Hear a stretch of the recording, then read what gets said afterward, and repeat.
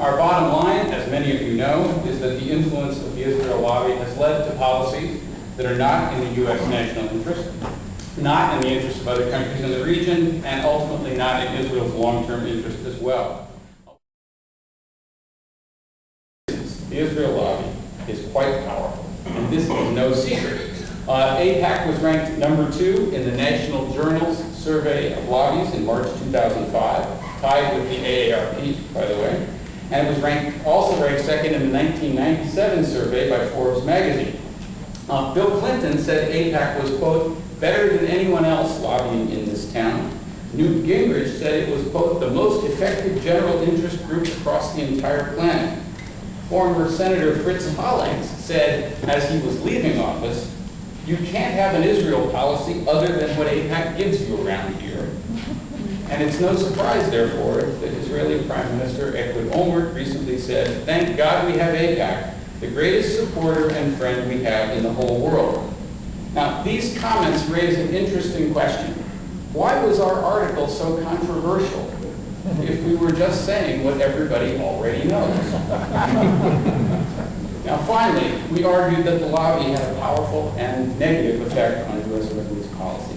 And you just have to imagine what the world and what U.S. policy might be like if the lobby were less influential. If the lobby were less powerful, the United States would have used its leverage over the last 30 years to discourage the settlements policy or prevent it completely. The reason why the United States went to war in Iraq. Indeed, the lobby could not get either Clinton or Bush to go to war by themselves, even though the neoconservatives were pushing for it from the late 1990s onward. So we don't argue that they were singularly responsible. The key additional factor was September 11th, which turned Cheney and Bush in favor of war. So without 9/11, you don't get a war in Iraq either. But remember, neoconservatives like Paul Wolfowitz in the Pentagon were quick to link Saddam Hussein to September 11th, even though there was no connection. And key groups in the lobby pushed very hard to make the case for war. So we argue that the Israel lobby was a necessary, though not sufficient, condition for the Iraq war. Without the lobby, the war would have been much less likely. And finally, if the lobby were weaker, U.S. policy towards Iran would have been more flexible and possibly more effective. For the past decade or more, a number of prominent American experts have called for a more flexible policy towards Iran, but they get nowhere because AIPAC has pushed for a hardline approach. Iran has made several overtures to us over the past decade, getting no response. They actually helped us after September 11th, and we rewarded them by putting them in the axis of evil and calling for reunification. They sent us a back-channel message in 2003, which included a somewhat veiled offer to end support for Hezbollah, possibly recognize Israel. We rejected because key groups in the lobby were adamantly opposed to any opening. What result? The Iranian hardliners get stronger, Ahmadinejad gets elected, Iran's nuclear ambitions get reinforced. Again, the point I want to underscore here is that in all of these cases, our policy has been bad for the United States and bad behavior finally pointed out the elephant in the room. So what happened? Well, there were the predictable accusations that we were anti-Semites and various attempts to snare us by associating us with people like David Duke. People who offered these charges gave no evidence to back them up, of course, for the simple reason that there isn't any evidence. There was lots of attention on various extraneous issues, such as whether the Kennedy School where I work had asked me to step down from my position as academic dean. For the record, it didn't. When people did discuss the substance, they tended to misrepresent our arguments or erroneously accused us of various factual errors. Now, the American Jewish community has been demonstrating wall-to-wall support for Israel as it fights on two fronts. Pro-Israel organizations raised money for the Jewish state, took out advertisements in newspapers, closely monitored the media, and met with legislators and staff on Capitol Hill, policymakers in the Bush administration, and influential media figures. They left no stone unturned. Two reasons. First, it is clear that American citizens are more favorably disposed toward Israel than our citizens in other democracies. But this is hardly surprising, since the lobby is so successful at controlling the discourse about Israel in the United States.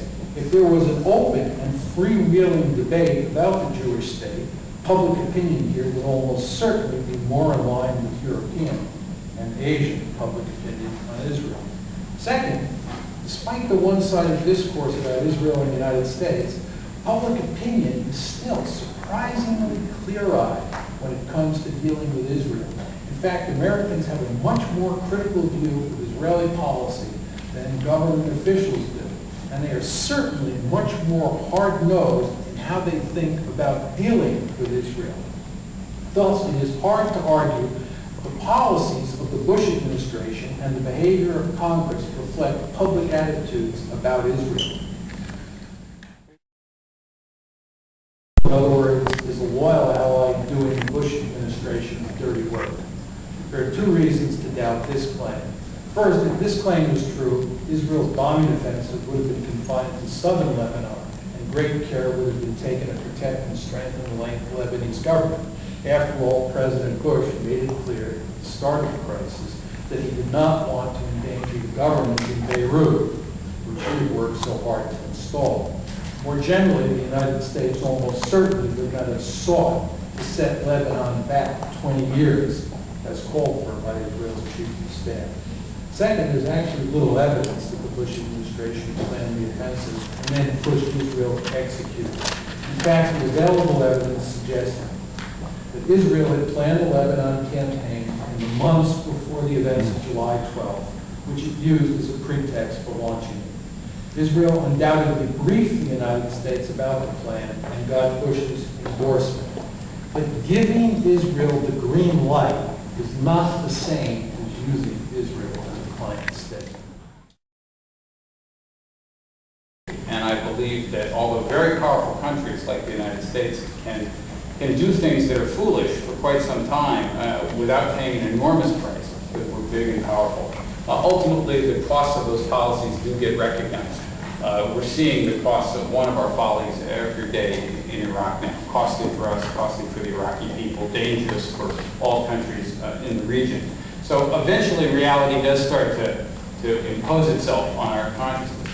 I think what all Americans of different faiths and different political backgrounds can do is demand a little bit more of your elected representatives, ask them harder questions, inform yourselves about different things that are happening in the world. Don't take one side as gospel immediately, and in particular, do everything you can to encourage an open and sober debate. Don't let people who have views you might disagree with get marginalized or smeared. Recognize that one of the great strengths of democracy is the fact that we can argue about issues.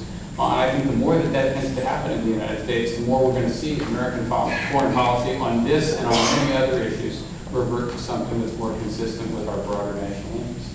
Thank you very much.